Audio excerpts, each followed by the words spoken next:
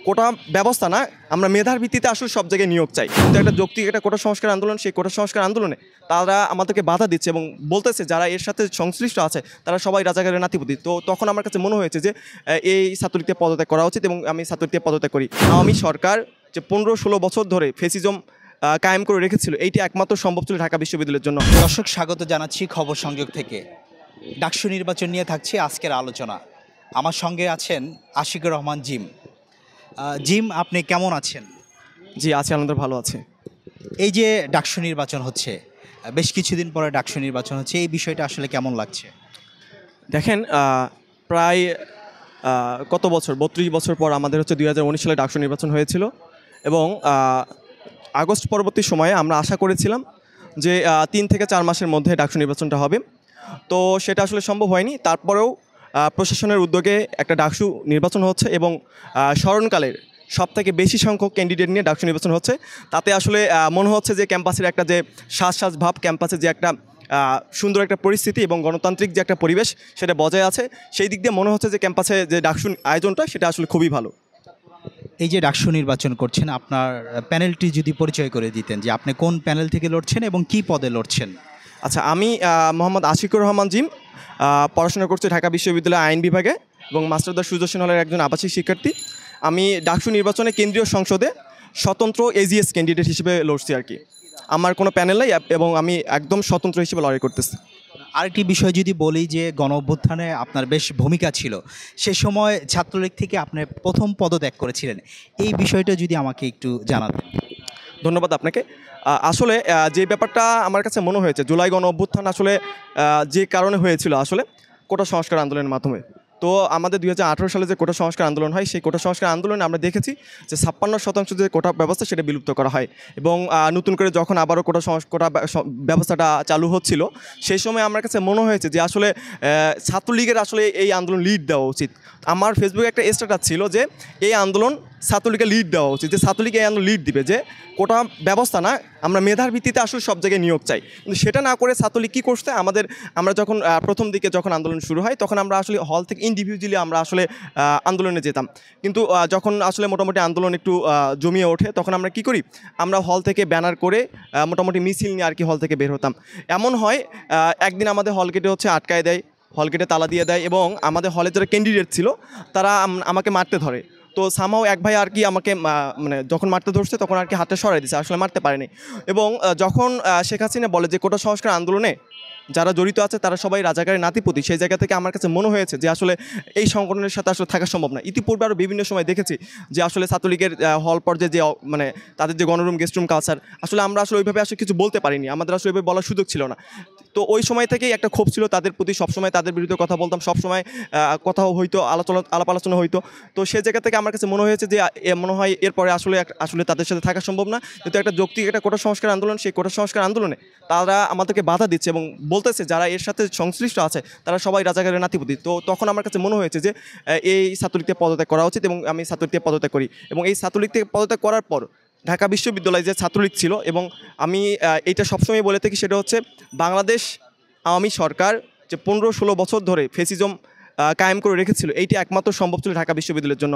আওয়ামী লীগের যে ফেসিবাদী কাঠামো ছিল তার থেকে শক্তিশালী ছিল ছাত্রলীগের যে ফেসিবাদী কাঠামো। আপনি খেয়াল করে লক্ষ্য করবেন যে গত 15-16 বছর ধরে ক্যাম্পাসে ছাত্রলীগ ব্যতীত অন্য কোনো রাজনৈতিক দলগুলোর প্রবেশ করার মতো সুযোগ সুবিধা ছিল না, তারা প্রবেশই করতে পারতো না। সেই জায়গা থেকে আপনি দেখেন যখন তাদের যে কাঠামো ছিল সেই কাঠামো থেকে যখন একটা মানুষ বের হয়ে আসতে রিভল্ট করে যখন বের হয়ে আসে ফেসিজমের কাঠামো থেকে, তখন তাদের যে কাঠামো ছিল সেটা পুরোটা ভেঙে যায়। তখন ক্যাম্পাসে অনেকে সাহস পায় যে না, কেউ একজন প্রথম পদত্যাগ করতে, ওই সাহসটা থেকে বাকি যারা ক্যাম্পাসে ছিল মোটামুটি সবাই পদত্যাগ করে এবং এটা সারা বাংলাদেশে ছড়িয়ে যায় এবং সারা বাংলাদেশে যে তাদের কাঠামো ছিল সেটা মোটামুটি ভেঙে যায়। এবং তার পরিপ্রেক্ষিতে আমরা কি দেখেছি, 17 তারিখ যখন ছাত্রলীগের সবগুলো জায়গা থেকে যখন তাদের মানুষজন যারা আসলে কিনা আমরা যারা ছাত্রলীগ ছিলাম সবজন বের হয়ে আসি, রেভল্ট করি সবাই একসাথে, তো সেই সময় তাদের কাঠামো ভেঙে যাওয়ার কারণে তারা হল থেকে বিতাড়িত করি আমরা সবাই। 17 তারিখে ঢাকা বিশ্ববিদ্যালয়ের সকল হল থেকে ছাত্রলীগ যারা ছিল তাদেরকে বিতাড়িত করে এবং হলগুলো স্বাধীন এবং মুক্ত ঘোষণা করা হয়। এই যে আপনি যে ছাত্রলীগ থেকে পদত্যাগ করেছেন, এই দুঃসাহসটা আসলে কিভাবে আসলো? সে সময় তো ছাত্রলীগের বেশ প্রভাব ছিল। আসলে দুঃসাহস বলতে আমার কাছে যেটা মনে হয়েছে যে সবসময় সত্য এবং ন্যায়ের পক্ষে থাকা। তো আমার কাছে যেটা মনে হচ্ছে, আপনি দেখেন 14 জুলাই তখন কিন্তু এইটা মাথায় ছিল না যে ছাত্রলীগের পতন হবে কিনা, তারপর কোটা সংস্কার আন্দোলন সফল হবে কিনা এবং সরকার পতন হবে কিনা। বড় ব্যাপার হচ্ছে সরকার পতন হবে কিনা। আমাদের আন্দোলন সফল হলো, ঠিক আছে, কিন্তু সরকার পতন হবে কিনা এটা আসলে কতটুকু মানে আমাদের মাথায় ছিল এটা আসলে আমরা ভাবি নাই। কিন্তু আমার কাছে মনে হয়েছে যে সত্য এবং ন্যায়ের পক্ষে এবং শিক্ষার্থীদের অধিকার আদায়ের সবসময় আমি সামনে ছিলাম এবং সামনে থাকবো, এটা মাথায় ছিল আমার। তো ছাত্রলীগ করলেও আমি সবসময় চেষ্টা করেছি সত্য এবং ন্যায় যেটা স্পষ্ট যেটা এবং শিক্ষার্থীদের অধিকার আদায় যেটা সবসময় সামনে থাকে সেটাকে কেন্দ্র করে আমি লড়াই চালিয়ে যাওয়ার চেষ্টা করেছি। এই যে ডাকসু নির্বাচন করছেন, কোনো চাপ আছে কিনা, বা ছাত্রলীগ থেকে আপনি পদত্যাগ করে যে ডাকসু নির্বাচন করছেন, এখন পর্যন্ত কোনো চাপ তৈরি হয়েছে কিনা? আচ্ছা, স্বতন্ত্র করার কারণে বিভিন্ন জায়গা থেকে একটু প্রেশার আসতেছে যে তুমি বসে যাও বা এরকম কথা বলতেছে অনেকেই।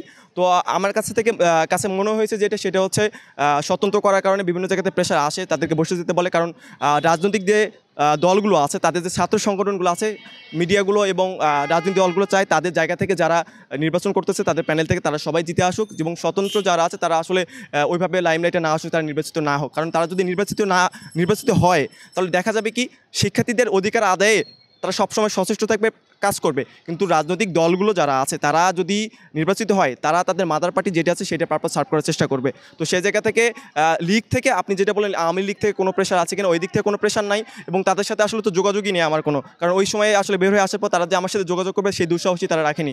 এবং আর যেটা সেটা তো বললামই যে হচ্ছে আপনার প্রেশার বিভিন্ন জায়গা থেকে প্রেশার আছে, কারণ তারা চায় তাদের প্যানেলের যারা মানুষ আছে তারা সবাই জিতে আসুক, রাজনৈতিক সংগঠনগুলো এবং তাদের ছাত্র সংগঠনের যে প্যানেল আছে তারা জিতে আসুক। আমি যদি জয়ী হয়ে আসতে পারি, আমার প্রথম যেটা হবে সেটা হচ্ছে ঢাকা বিশ্ববিদ্যালয়ে 1973 সালের যে অর্ডিন্যান্স আছে সেই অধ্যাদেশ অনুযায়ী চলে। তো আমার কাছে মনে হয়েছে এখানে আমি যেহেতু লয়ার স্টুডেন্ট, আমি একটু পড়াশোনা করে দেখেছি এইটাতে আসলে অনেক ঝামেলা আছে, এই অর্ডিন্যান্সটাতে অনেক ঝামেলা আছে। আমি চেষ্টা করব এইটা পুনর্লিখন করতে। কারণ আপনি ঢাকা বিশ্ববিদ্যালয়ে যখনই একটু সামনে আগানোর চেষ্টা করে বা বিভিন্ন বিষয়ে কাজ করার চেষ্টা করে তখন বাধা আসে এইটাতে, এই অধ্যাদেশে বাধা আসে। তো আমার কাছে মনে হয়েছে যদি আমি নির্বাচিত হতে পারি প্রথম কাজ হবে এইটাকে সুন্দর করে পুনর্লিখন করা এবং সেই সাথে আধুনিকায়ন করা এই অধ্যাদেশটার, এবং সেই সাথে ক্যাম্পাসের জন্য যেগুলো প্রয়োজনীয়, ক্যাম্পাসের জন্য যে আইন করলে ক্যাম্পাসে শিক্ষার্থীদের জীবনমান উন্নত হবে, শিক্ষার্থীদের পরিবেশ এবং শিক্ষা ব্যবস্থা উন্নত হবে, সেই সাথে নারী শিক্ষার্থীদের নিরাপত্তা এবং সেই সাথে যে আমাদের আবাসন সংকট সেগুলো নিরসন হবে, সেগুলো নিয়ে কাজ করতে চাই। একটু যদি ভিন্ন বিষয়ে বলি যে এই যে ডাকসু নির্বাচন করছেন, ফ্যামিলি এবং আপনার যে বন্ধু সার্কেল তারা কি বলছে, কেমন উৎসাহ পাচ্ছেন? আচ্ছা, মোটামুটি আসলে আমি যেহেতু এজিএস ক্যান্ডিডেট, আমি মোটামুটি ক্যাম্পাসের ওই সময় যে 14 জুলাই যখন ছাত্রলীগ থেকে পদত্যাগ করি ওই সময় থেকেই আসলে তাদের প্রত্যাশা ছিল যাতে আমি ডাকসু হলে যাতে নির্বাচন করি। তো আমি এজিএস করতেছি, এইটা আসলে আমার নিজের ইচ্ছাতে এজিএস করতেছি, ব্যাপারটা এমন না। তো আমার বন্ধুবান্ধব যারা ছিল সবাই আমাকে এভাবে বলছে যে তুমি যে সাহসী, ঢাকা বিশ্ববিদ্যালয়ের নেতৃত্ব দিতে হলে এরকম গাছ চলা সাহসী মানুষজন দরকার। তো সেই জায়গা থেকে আমরা মনে করি তুমি এই পদে দাঁড়াও, আমরা সবাই তোমার সাথে আছি। তো সেই জায়গা থেকে আসলে আমার এই পদে দাঁড়ানো এবং বন্ধুবান্ধব যারা আছে, সিনিয়র বড় ভাইরা যারা আছে, সবাই জুনিয়র যারা আছে, মোটামুটি যারা আমাকে চেনে, সবার সহযোগিতা এবং সাপোর্টের কারণে আমি চিন্তাভাবনা করে এজিএস ক্যান্ডিডেট হয়েছি আর কি। সর্বশেষ যে প্রশ্নটি, যে ভোটারদের উদ্দেশ্যে কি বলার আছে আপনার? নির্বাচন তো বেশ ঘনিয়ে চলে আসছে। ভোটারদের উদ্দেশ্যে একটা কথাই বলবো, সেটা হচ্ছে ঢাকা বিশ্ববিদ্যালয়ের মতো একটা জায়গা, সেই জায়গায় আসলে নেতৃত্ব দেওয়া এবং যোগ্য নেতৃত্ব আসলে বাছাই করার জন্য আমি শিক্ষার্থীদেরকে অনুরোধ করব। এবং সেই সাথে যে মানুষগুলো বিগত জুলাই গণ অভ্যুত্থানে অবদান রেখেছিল এবং সাহসিকতার পরিচয় দিয়েছে এবং আগামী দিনে জুলাই গণ অভ্যুত্থানের স্পিরিট ধারণ করে সাহসিকতার সাথে কোনো ধরনের পলিটিক্যাল যে ব্যাকআপ বলি, আমরা পলিটিক্যাল যে অ্যালায়েন্সের কথা বলি, রাজনৈতিক দলগুলো যে অ্যালায়েন্সের কথা বলি, তাদের পারপাস সার্ভ না করে শুধুমাত্র শিক্ষার্থীদের পারপাস সার্ভ করবে, শিক্ষার্থীদের উদ্দেশ্যে কাজ করবে, এইরকম মানুষজন, এইরকম নেতাদেরকে নির্বাচিত করার জন্য আমি অনুরোধ করব। এই হচ্ছে আমার প্রত্যাশা ভোটারদের প্রতি। এবং সেই সাথে অনুরোধ করব যাতে যারা যোগ্য এবং যারা আসলেই উপযুক্ত তারা আসলে সামনে নেতৃত্বে আসে এবং ডাকসু আমাদের সকলের অধিকার আদায়ের একমাত্র মাধ্যম হয়ে ওঠে। আরেকটা বিষয় যদি একটু অ্যাড করি, যে ডাকসু নির্বাচন করছেন, জাতীয় নির্বাচন করার কোনো ইচ্ছে আছে কিনা আপনার? এখনও আমার জাতীয় নির্বাচন করার যে বয়স 25 বছর, এখনও জাতীয় নির্বাচন করার ওই বয়সটা এখনও হয়নি। তো যদি নির্বাচিত হই ডাকসুতে সেটা আসলে পরবর্তীতে দেখা যাবে। এমনিতেই নির্বাচন করার ইচ্ছা আছে। আমি যেহেতু লয়ার স্টুডেন্ট, সভাপতির চিন্তাভাবনা আছে, পড়াশোনা শেষ করার পর ব্যারিস্টারি করব, দেন কোর্ট প্র্যাকটিস করার চিন্তাভাবনা আছে। নির্বাচন করব সেটা আসলে আরও পরে। যদি ডাকসুতে নির্বাচিত হই তাহলে হয়তো ভিন্নভাবে আসলে সেটাকে দেখব যে আসলেই নির্বাচন করা যায় কিনা, জাতীয় নির্বাচন করা যায় কিনা। জি, ধন্যবাদ আপনাকে খবর সংযোগের সময় দেওয়ার জন্য।